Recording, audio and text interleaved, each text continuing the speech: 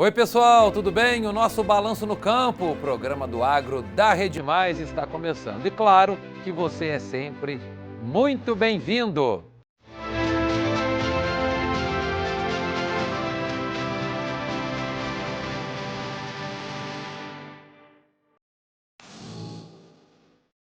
E nós abrimos esta edição com mais informações sobre a gripe aviária. O governo de Minas investiga outros casos suspeitos da doença. Por conta disso, intensificou as orientações para que as granjas mineiras tomem medidas preventivas contra a gripe aviária. Vamos ver a reportagem. Após a confirmação do vírus da gripe aviária em 3 aves encontradas mortas em um sítio na cidade de Mateus Leme, o governo do estado deu início a um plano de contingência. A nossa maior questão e o que a gente tem que cuidar e o nosso trabalho é que essa circulação viral não chegue nas aves comerciais. E esse é o ponto no qual a gente tem que tomar todas as nossas medidas de vigilância. Os funcionários da propriedade rural estão sendo acompanhados e avaliados. A gente está monitorando, a gente não tem o número exato de trabalhadores, né? A gente foi notificado aí, a gente tem também um sistema que é o CIEVES, né, que acompanha, mas o que a gente recebeu do município, da vigilância do município, é que estão todos assintomáticos. A propriedade onde o foco foi identificado também já foi orientada em relação a medidas de contenção e prevenção. Ele já instalou barreiras sanitárias, ele colocou pé dilúvio nas propriedades, comprou equipamento de proteção individual para os funcionários. Para contribuir com esse cenário, é que o governo de Minas decretou situação de emergência sanitária animal no estado. Ela nos possibilita que a gente tenha disponibilidade de todos os recursos necessários à ação. Então, por exemplo, a gente precisa de chegar numa propriedade, precisa de fazer desinfecção de veículos, precisa, para garantir que não tenha uma contaminação cruzada, aquisição de EPI para evitar qualquer tipo de contaminação de humanos. Essa medida da emergência sanitária é exatamente para isso. Vale lembrar que no sítio onde as mortes aconteceram não existe produção comercial de aves. Esse caso específico, a gente está dizendo de aves de vida livre, que estavam em uma propriedade onde é rota de aves migratórias. Para as granjas em geral, as orientações são as mesmas de antes das notificações. A gente vai reforçar a fiscalização para que todas as granjas estejam com as telas intactas. São telas de, no mínimo, 1 polegada, justamente para impedir a entrada de passarinho no interior do galpão. As cercas têm que estar intactas também para evitar a entrada de animais domésticos que podem carregar o vírus de forma mecânica. Então, os veículos devem ser desinfetados para entrar nos galpões. Segundo a Secretaria de Agricultura, Pecuária e Abastecimento de Minas Gerais, o mercado nacional não chegou a ser tão impactado pelos casos confirmados. Primeira quinzena de maio, a redução que ocorreu nas exportações em quantidade foi muito pequena. Isso é até normal, que foi de 2%. E Minas vem passando por um momento, pela demanda mundial por proteína animal. Nós no quadrimestre tivemos um aumento no volume, mais de 10%. Nós chegamos a exportar 26 mil toneladas. Do ponto de vista da saúde pública, o governo garante que não precisa haver pânico. Não há nenhum risco, né, no consumo de ovos, carnes, de frango para a saúde humana, né? O contágio ele não acontece com base no consumo, ele acontece com base no contágio direto com as aves. A situação de fato é alarmante, justamente por isso o Estado está investigando casos suspeitos, está orientando e a gente espera que cada um faça a sua parte com muita atenção e pensando na saúde pública como um todo. Agora a gente acompanha a cotação de alguns produtos agrícolas.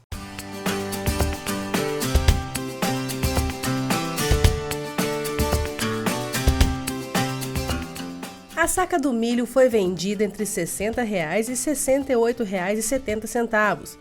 A saca da soja foi negociada entre R$ 115 e R$ 121,50. O feijão carioca foi negociado a R$ 248,71 a saca. O litro do leite foi vendido a R$ 3,27. E a arroba do boi foi vendida a R$ 269 na Praça de Belo Horizonte. Nós damos uma pausa no nosso Balanço no Campo, vamos para o intervalo bem rapidinho, mas voltamos já já com muito mais para você que me acompanha aqui na Rede Mais.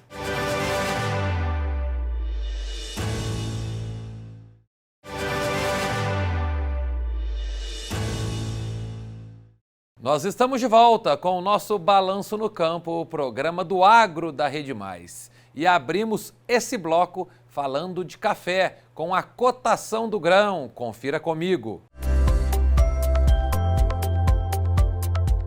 O café tipo 6 bebida dura foi negociado a R$ 2.317, queda de R$ 10.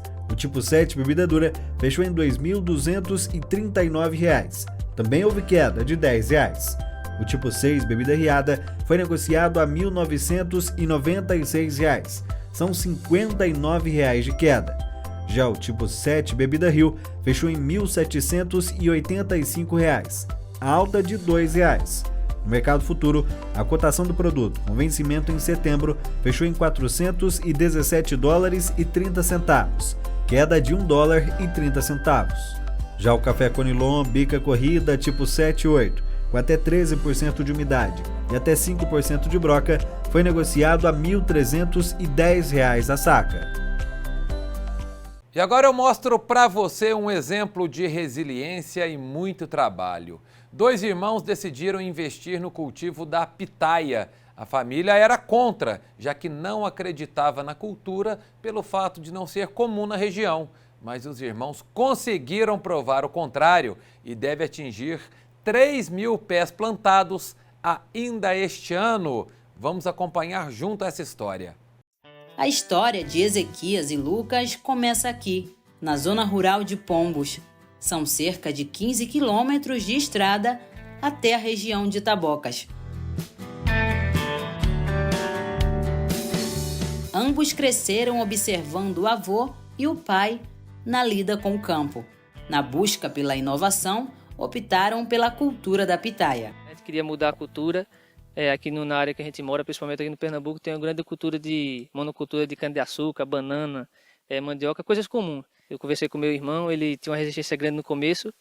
Aí eu disse, olha, para a gente chegar onde a maioria não chega, a gente tem que fazer o que a maioria não faz. A gente começou a plantar as primeiras pitaias aqui.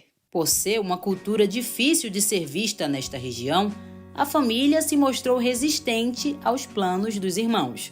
Eles falaram, quando a gente estava comprando as mudas, falaram que a gente estava plantando cacto, palma para os bichos, mandacaru. Vinha ver também, visitar para conhecer, que nunca tinha visto isso. São 2 hectares destinados ao plantio, com cerca de 1.400 mourões, tendo expectativa de mais de 3.000 pés até o final do ano. O processo de plantio é específico e detalhado. A gente faz o análise de solo, depois corrigindo o solo, a gente vem nivelando as carreiras. Onde vai ser plantada a linha das paldeiras da pitaia, é feito os buracos para colocar os mourão. Depois que é colocado os mourão, a gente vem com 2 cabos de aço, protegido com a mangueira de irrigação, de gotejo, para não ferir os cladóides, que são muito sensíveis. Aí depois que a gente prepara toda a linha das paldeiras, a gente vem só colocando ela e amarrando o tutor. Cada estaca dessa, ela vai pegar 2 plantas e a cada 50 centímetros é uma planta. Aí o tutor vai, de forma que ela for crescendo, a gente vai amarrando ela para mantê-la segura no tutor até chegar no cabo de aço. O mercado para fruta se demonstra aquecido e com perspectiva de crescimento devido à escassez de produtores na região. A expectativa de colheita aqui na região da gente, quando tiver adulto, a expectativa aqui é de 5 toneladas por safra. Hoje o preço em supermercado está no valor de R$ 25,00 o quilo. Ezequias e Lucas são pioneiros com a produção aqui na região de Pombos e seguiram dando continuidade com a agricultura familiar, de braços dados com a inovação, trazendo para o campo a tecnologia e o desejo de testar algo novo. São 2 jovens, que estão iniciando esse pioneirismo aqui na região com um produto que traz uma certa expectativa de ganho de mercado, mas também financeiro, porque é um produto exótico e que, de certa forma, traz na sua essência o empreendedorismo e quebrando ciclos e cadeias de décadas e décadas, garantindo assim uma rentabilidade melhor para o campo. Depois da monocultura da banana e da cana-de-açúcar, surgiu o desejo de se reinventar. Foi aí que nasceu a produção da pitaia. A ideia deu tão certo que a expectativa de lucro para esta safra é de 100%.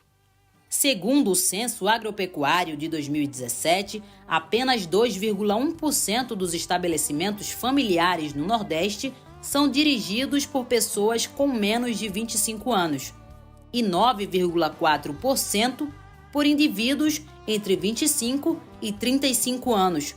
Em contraste, 26,6% são liderados por pessoas com 65 anos ou mais, evidenciando o envelhecimento da população rural e a escassez de sucessores jovens. Buscando manter viva a tradição do seu pai e do seu avô, os irmãos deram continuidade com uma história que iniciou há mais de 50 anos atrás. Jovens que permanecem na agricultura cultivam não somente a terra, mas também a resistência e o futuro do campo. Parabéns então aos irmãos que foram resilientes, insistiram, estão trabalhando bastante e tendo o retorno desejado com a plantação da pitaia. Agora vamos de previsão do tempo. Atenção! Há risco de geada de intensidade baixa em algumas regiões do estado. Então vamos ver os detalhes com o meteorologista Rui Brandos Reis. Até a próxima sexta-feira.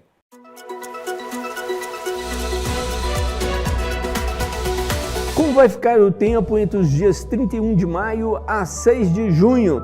Olha, uma grande massa de ar polar está chegando no Brasil e vai atingir também algumas regiões de Minas Gerais. É a primeira massa de ar polar significativa que chega aqui no Brasil e há risco de ocorrência de geadas aqui no estado. Nós podemos observar que hoje, nesse sábado, a frente fria já está passando aqui pelo litoral da região sudeste e podemos esperar chuva de fraca intensidade no sul de Minas, zona da mata, nas regiões central e leste do estado, que não é comum essa ocorrência de chuvas, mas estamos aí tendo chuvas em pleno mês de maio. E junto com essa frente fria está vindo uma massa de ar polar. A massa de ar polar já está atuando no sul do Brasil, principalmente nos estados do Paraná e Santa Catarina, com ocorrência de geadas, e ela vai entrar pelo sul de Minas, atingir ao longo da Serra da Mantiqueira. Devido à umidade estar alta, não está previsto geada negra, mas vamos ter uma ocorrência de geada de fraca intensidade em alguns municípios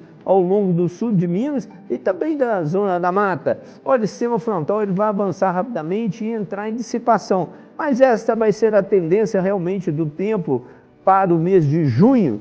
Olha, não estamos aí sob influência nem de El Niño, nem de Laninha, estamos sob uma situação neutra, e dentro de uma situação neutra é comum a passagem de frentes frias ao longo do litoral da região sudeste, mas podemos observar que a previsão de chuvas para o mês de junho, segundo os modelos de previsão climática, é realmente de ocorrência de chuva de fraca intensidade nos Vales de Jequitinhonha, Mucuri, Rio Doce e também alguns municípios da Zona da Mata. Nas regiões do Triângulo, Noroeste e Central, a probabilidade de chuvas no mês de junho é baixa, então devemos esperar um mês de junho realmente bastante seco aqui no estado. E, em termos de temperaturas, as temperaturas deverão se manter elevadas, isso é, acima da média histórica, em praticamente todo o estado. Somente no Zona da Mata, Vale do Jequitinhonha, Mucuri, Rio Doce, é que vamos ter uma queda da temperatura máxima, mas mais em função da presença da nebulosidade, não devido à presença de massa de ar polar. Então, o mês de junho começa com temperaturas baixas, mas as temperaturas tendem a subir já a partir do dia 6.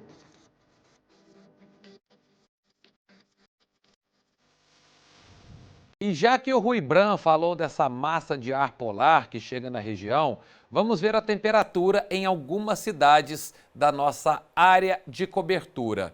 Eu começo no sul de Minas. Em Varginha, a terça-feira deve ter chuva até o começo da tarde. Depois as nuvens diminuem e o sol aparece. As temperaturas variam entre 14 e 21 graus. Em Poços de Caldas, a situação é semelhante. As temperaturas variam entre 13 e 18 graus. Há possibilidade de chuva passageira pela manhã. À noite, o tempo fica firme.